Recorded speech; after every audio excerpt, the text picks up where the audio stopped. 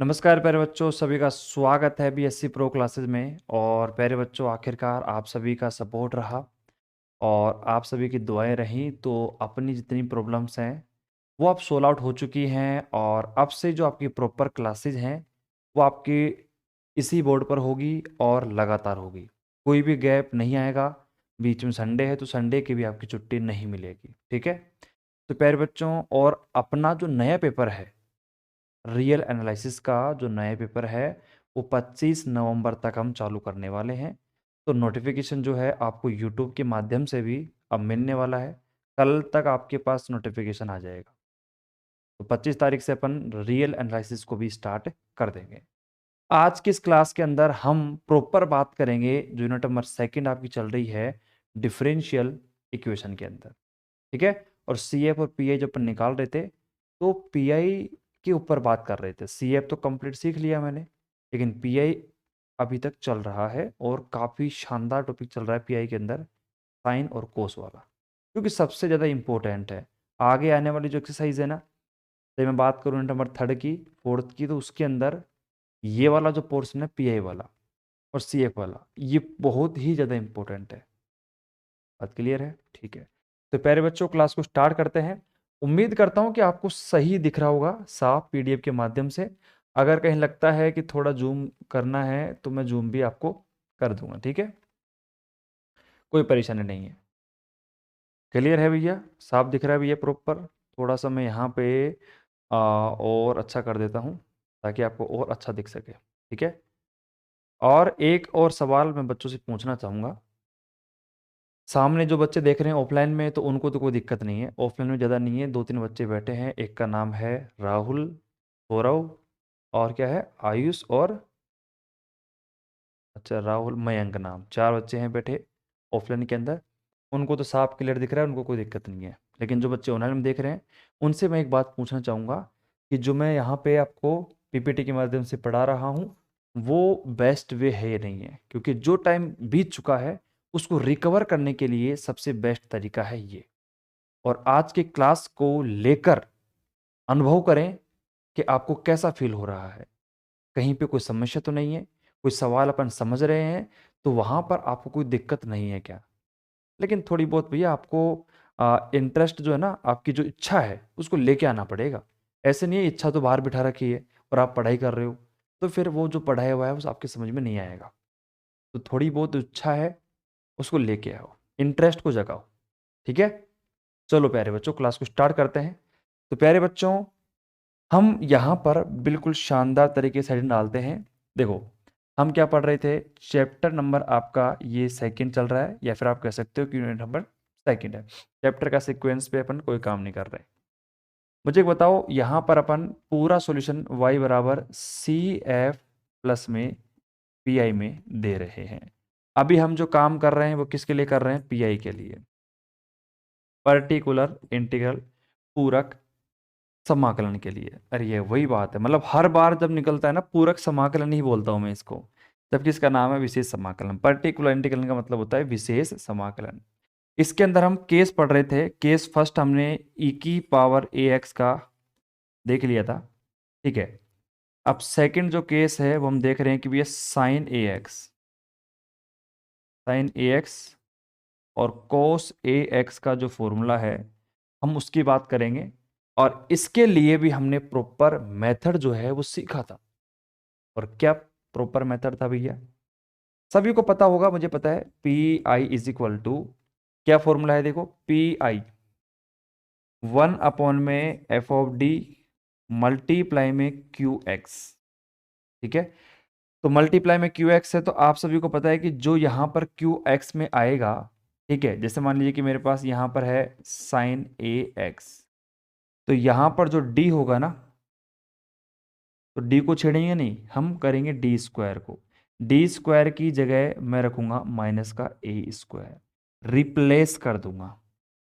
ये मेथड था साइन ए एक्स का और कोस ए एक्स का, ठीक है। सभी को मैंने याद भी दिला दिया है कि मेथड क्या था और किस प्रकार हम इसमें काम कर रहे हैं। थोड़ा सा रुको यार, मैं जो है चश्मा पहन लेता हूँ क्योंकि आंखों में जो है थोड़ा दर्द हो रहा है। मैं रात को 12 बजे क्लास शूट कर रहा हूँ आपके लिए। 12 तो खैर प्रॉपर नहीं बजे हैं अभी तक। हाँ, 10:30 11 बज गए हैं। हाँ भाई। तो प्यारे बच्चों, अब देखो, तो हमने कहा कि ये जो मेथड है पीआई वाला, वो आपको समझ में आ गया। कुल मिला के बात ये कि जितने भी अपन सीएफ और पीआई के लिए काम करेंगे ना, तो सीएफ का तो मामला फिनिश हो गया, पीआई के अंदर काम करेंगे सब का अलग अलग मेथड होगा। ई की पावर एक्स का अलग था, और यहाँ पे साइन का और कोस का अलग होगा, जो कि आप देख रहे हो। ठीक है। तो अब यहाँ पे हमने कल भी सवाल करे थे, और आज भी कुछ इंपॉर्टेंट सवाल यहाँ पे देखने वाले हैं। जैसे यहाँ पर अभी जो एक एग्जाम्पल, एक क्वेश्चन लिखा हुआ है, ये क्वेश्चन क्या है?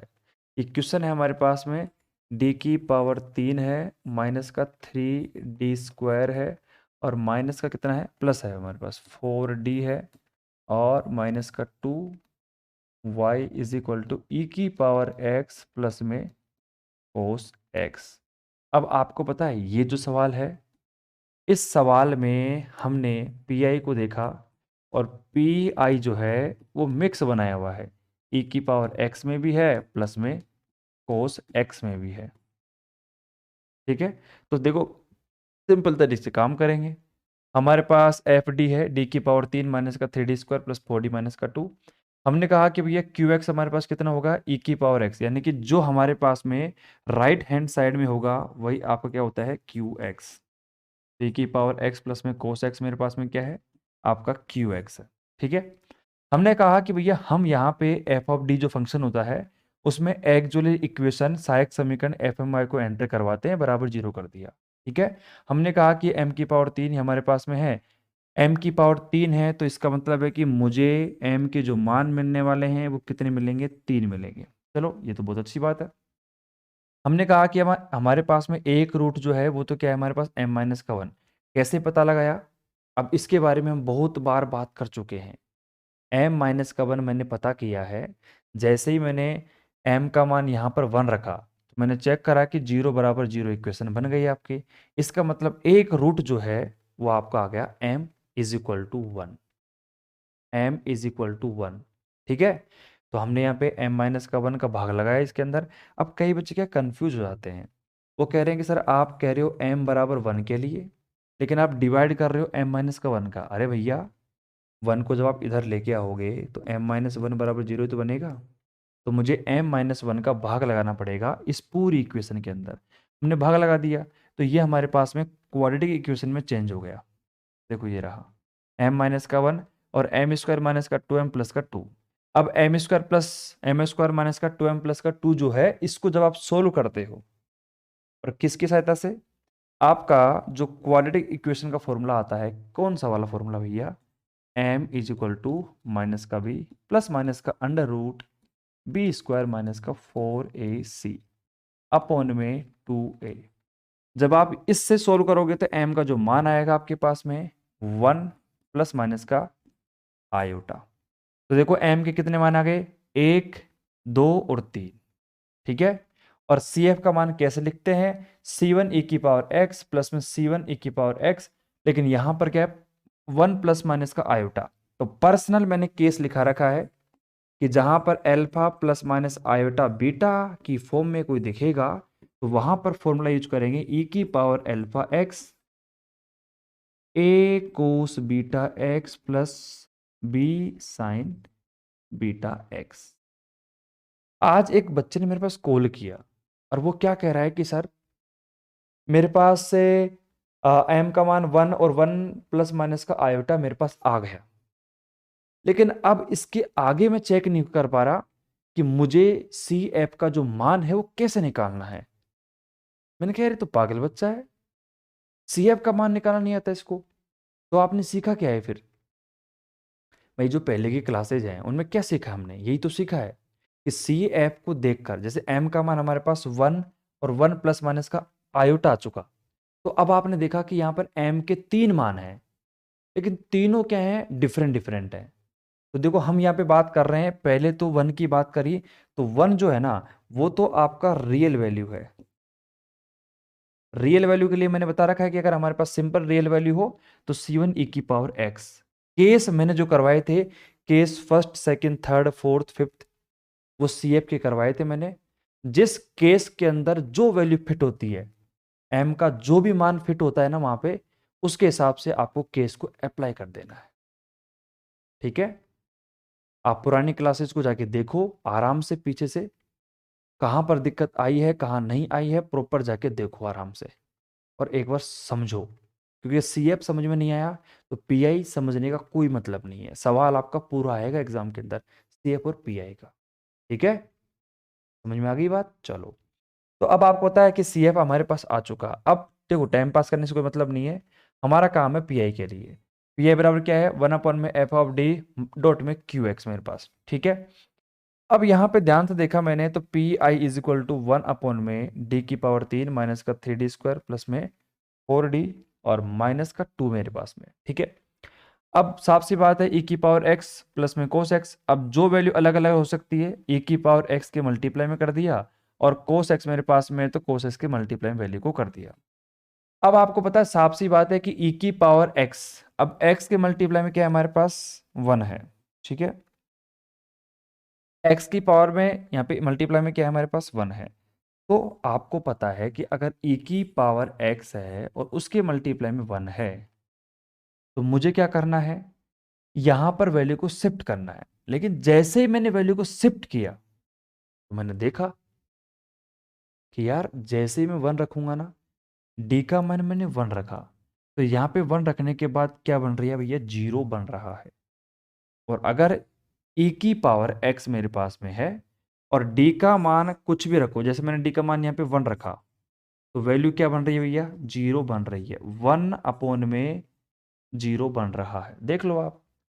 1 माइनस का 1 0, तो 1 में 0 बन गया। तो आपको फॉर्मूला तुरंत याद आना चाहिए, कौन सा फॉर्मूला, ये वाला फॉर्मूला, x की पावर r अपॉन में फैक्टोरियल r मल्टीप्लाई में 5d और मल्टीप्लाई में qx।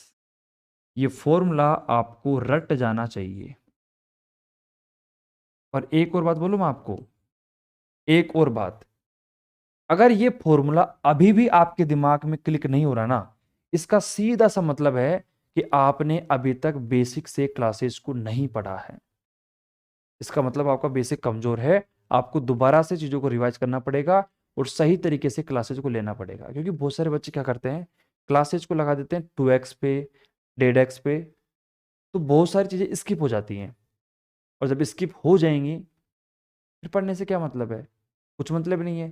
तो मेरी रिक्वेस्ट ये रहेगी आपसे कि स्टार्टिंग की 1 से 2 या 3 क्लास उसको बिल्कुल नॉर्मल स्पीड में सुनो कि मैं क्या कह रहा हूं आपसे और क्या बदलाव कहाँ क्वेश्चन में करना है। उस सब कुछ आपको बिल्कुल धीरे धीरे सुनना है, फिर आगे बढ़ना है। अब वही बात हो गई, मकान बनवा रहे हो, स्टार्टिंग में ही जो आपने जो नींव होती है आपकी, वो नींव ही आपने इतनी सी खोदी है, इतनी सी। आपने देखा है मकानों की जब बनाते हैं तो कम से कम 5-5-6 फीट के अंदर गड्ढा करके फिर उसके बाद पत्थर डालते हैं, अच्छी चुनाई करते हैं। अगर वो नींव आपने अच्छी नहीं बनाई ना, फिर आगे क्या मतलब है, आपका मकान तो ढह जाएगा। वही काम यहाँ पे है, जो स्टार्टिंग के लेसन थे उनको आपको ढंग से समझना पड़ेगा, ढंग से, तभी काम बन पाएगा। चलो, तो प्यारे बच्चों मैंने आपको समझा दिया कि भैया e⁻x में जब वैल्यू होती है तो जैसे मैंने d का मान रिप्लेस किया, अब d का मान यहाँ पे x के मल्टीप्लाई में 1 है, 1 रखा, 0 बन रहा है। तो साफ सी बात है, फॉर्मूला कौन सा आ गया, x की पावर r अपॉन में फैक्टोरियल r 5d, x की पावर r। अब मुझे बताओ d-1 की पावर कितनी है, 1। अगर मेरे पास d-1 की पावर 1 है तो r का मान भी 1 है। तो देखो x की पावर 1 फैक्टोरियल 1 और 5d मतलब जो हमारे पास जिस टर्म के कारण वैल्यू 0 नहीं बन रही थी उसमें d का मान 1 पुट कर दो, कर दिया मैंने। देखो d का मान 1 माइनस का 2 प्लस में 2, 2 से 2 कैंसिल, 1 बन गया। ये तो कहानी हो गई e⁻x वाली टर्म की। अब बात करते हैं अपन किसकी, हम बात करते हैं अब देखो cos x वाले टर्म की। cos x में क्या करा भैया, अब आपको पता है जहां पर आपका देखो साइन और कोस की पूरी कहानी को मैं समझा चुका हूं कि जहां पर भी आपको cos x दिखेगा हमें क्या करना है, डी स्क्वायर की जगह शिफ्ट करना है माइनस का ए स्क्वायर। अब मुझे एक बात बताओ, ये आपका कोस एक्स है। अब एक्स के मल्टीप्लाई में क्या दिख रहा है आपको, एक्स के मल्टीप्लाई में दिख रहा है 1। तो इसका मतलब है कि मुझे डी स्क्वायर की जगह रिप्लेस करना पड़ेगा, यहाँ पे कॉमन सेंस की बात है, माइनस का 1 का स्क्वायर, ये मुझे रिप्लेस करना पड़ेगा। तो मैंने चुपचाप वही काम किया है। देखो जहां पर देखो डी की पावर 3 है, अब डी की पावर 3 को तोड़ना आप जानते हो भैया, ऐसे, ठीक है। डी की पावर 2 यानी कि डी स्क्वायर की जगह मैं रखूंगा -1 का स्क्वायर मल्टीप्लाई में डी, और यहां पर हमारे पास में क्या है, देखो 3D है, तो डी की जगह फिर रखो माइनस। तो जहां पर वैल्यू पुट करनी है वहां पे वैल्यू को पुट कर दो, ठीक है। फिर हमारे पास में देखो यहां पे वैल्यू पुट करने के बाद मेरे पास क्या बच गया, देखो नीचे बच गया 3D प्लस में 1। अब आपको पता है कि यार सिंगल डी से भी कोई काम नहीं चल पाएगा, मुझे यहां पर उस डी को भी डी स्क्वायर में चेंज करना पड़ेगा। क्या करूं उसके लिए, मैं लास्ट वाली क्लास के अंदर मैंने आपको बताया था कि अगर हमारे पास में, देखो सुनो, अगर मेरे पास 1 में डी प्लस 1 बच जाए, तो मैं क्या करता हूं, मल्टीप्लाई करता हूं डी माइनस का 1 से और डी माइनस का 1 से, ताकि मेरे पास देखो डी माइनस का 1 बन जाएगा ऊपर, और अपॉन में क्या बन जाएगा, ए प्लस बी, ए माइनस बी, तो डी स्क्वायर माइनस का 1 स्क्वायर। सेम सिचुएशन यहां पर है, 1/3D+1 है, तो मैंने क्या करा, 3D-1 से ऊपर से मल्टीप्लाई कर दिया।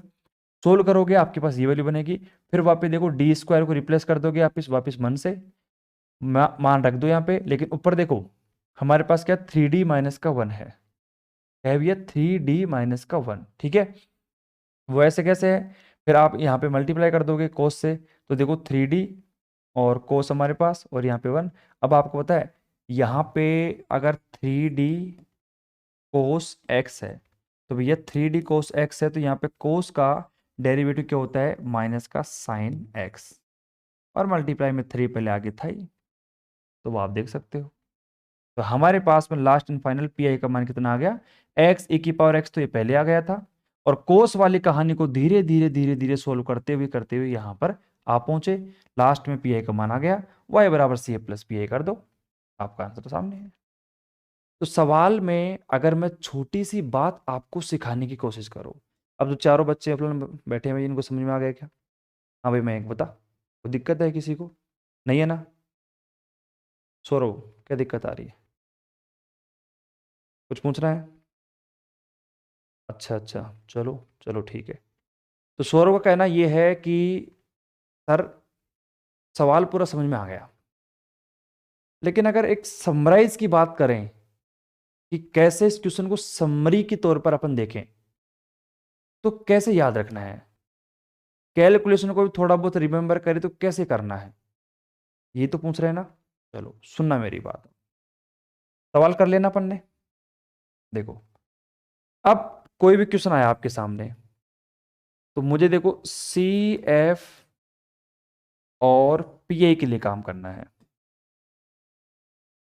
अब सी एफ तो आप जानते हो कैसे निकालना है, मैं इसके बारे में बिल्कुल बात नहीं करूंगा। पीआई निकालना है, तो पीआई का सिंपल फॉर्मूला क्या होता है भैया, 1/f(d) मल्टीप्लाई में क्यू एक्स। अब डिपेंड करता है कि भैया अभी तक जो हमने पढ़ा है उसके हिसाब से बता रहा हूं कि एक तो e की पावर x वाला पढ़ा है मैंने, और एक पढ़ा है मैंने किसका, कोस ए एक्स का और साइन ए एक्स का, यही पढ़ा है अपन ने अभी तक। भैया e की पावर x वाला फॉर्मूला क्या कहता है कि जो भी हमारे पास में 1/f(d) है, मल्टीप्लाई की पावर x है, तो x के मल्टीप्लाई में 1 है ना, तो जहां पर d है तो d की जगह आप शिफ्ट कर दो जो वैल्यू यहां पर है, ठीक है। लेकिन यहाँ पे सेकंड वाले केस में क्या सिचुएशन है, अलग अलग केस है। इसके अंदर हमें 1/f(d) और मल्टीप्लाई में अगर कोस ए एक्स है, तो वहां पे मुझे डी स्क्वायर की जगह रिप्लेस करना पड़ेगा माइनस का ए स्क्वायर। अब जैसे ही आपने ये डी की जगह माइनस का ए स्क्वायर रिप्लेस कर दिया, उसके बाद में आप सुनना ध्यान से, रिप्लेस तो कर दिया, लेकिन करने के बाद भी थोड़ी बहुत कैलकुलेशन करनी पड़ेगी आपको। कैसे, सपोज करो रिप्लेस कर दिया, लेकिन उसके बाद भी जैसे 1/3D+1 यहाँ पे बच गया था, तो मैंने क्या करा, 3D-1 से ऊपर नीचे मल्टीप्लाई करा, यानी कि तब तक पीछा नहीं छोड़ना है, तब तक आपका डी गायब नहीं हो जाए। मुझे डी को गायब करना है। अब समझ ले भैया सौरभ ध्यान से, मुझे डी को गायब करना पड़ेगा, और जब तक डी गायब नहीं होगा ना तब तक मैं लड़ता रहूंगा, तब तक मैं लड़ता रहूंगा। तो मैंने आखिरकार डी को गायब कर दिया। तो मेरे पास क्या क्या देखो, 3D माइनस का 1 अपॉन में, यहाँ पे कितना गया था हमारे पास 3D² और -1 का स्क्वायर, ठीक है। और यहाँ पे 3 का स्क्वायर भी तो आएगा तो 9 आ जाएगा, वो आप देख सकते हो यहाँ पे। फिर उसके बाद आखिरकार मैंने फिर वापस D² को रिप्लेस कर दिया -1 का स्क्वायर से, फिर आप देख सकते हो। फिर देखो 3D माइनस का 1 को मल्टीप्लाई करा कोस एक्स से, तो कोस 3D कोस एक्स और माइनस का कोस एक्स, तो फिर डी आ रहा था, डी का मतलब डेरिवेटिव है भैया। कैपिटल डी का मतलब क्या था भैया, कोई बता सकता है मुझे? डेल अपॉन में डेल एक्स। फिर मैंने कोस का डेरिवेटिव कर दिया एक्स के रेस्पेक्ट में, कितना हो गया माइनस का साइन एक्स। तो ये 3-4 बातें अगर आप सीख ली इस क्वेश्चन के अंदर, उसके बाद सवाल बन जाता है बिल्कुल कचरा, ठीक है। तो 2 बच्चे ऑफलाइन देख रहे हैं, किसी को डाउट नहीं है? हाँ भाई सौरभ, राहुल, मयंक, आयुष, कोई दिक्कत किसी को नहीं है ना? ठीक है भैया, क्लियर है भैया, किसी को दिक्कत नहीं है? ऑनलाइन वाले बच्चे भी बता सकते हैं, किसी को कोई दिक्कत नहीं है। मैं इतना प्यार प्रेम से क्यों समझा रहा हूं, एक सवाल वापिस आपके दिमाग में एकदम बैठ जाएगा ना, उसके बाद में तुरंत रफ्तार पकड़ेंगे, ठीक है। चले आगे, अब प्रॉपर बात है, क्लियर, चलो ठीक है। अब थोड़ा सा मैं आगे चलता हूं, अब मेरी बात को कान खोलकर सुनना। हम इंपॉर्टेंट केस पढ़ने वाले हैं, देखना भैया। यहां पे साफ साफ लिखा है कि ध्यान दो, साफ साफ लिखा हुआ है यहाँ पे, देखो ध्यान दो। ये मेरे पास 4 केस है, बहुत ही बारीकी से समझना, आराम से समझना। इंपॉर्टेंट केस मैं यहां पे लिख रहा हूं,